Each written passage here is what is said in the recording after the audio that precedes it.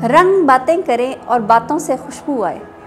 मेरी ज़िंदगी में ये जुमला इसलिए बेमानी था क्योंकि मैं तो ना रंग देख सकती थी और ना कोई और चीज़। मैं पैदाइशी तौर पर नाबीना थी, लेकिन मेरे पेरेंट्स ने और दीगर लोगों ने मुझे तालीम की शाहराह पर ऐसा चलाया कि मैंने कभी रुककर पीछे मुड़कर देखने का सोचा ही नहीं। 3 मज़ामीन में मैंने डिस्टिंक्शन के साथ मास्टर्स किया। इसके अलावा 4 दफ़ा Punjab public service commission qualify किया और मैं डायरेक्ट सिलेक्टी हूँ BPS 18 में, और अब एज ए प्रिंसिपल एडमिनिस्ट्रेशन के फ़राइज़ नाबीना स्कूल गुजरांवाला में अंजाम दे रही हूँ।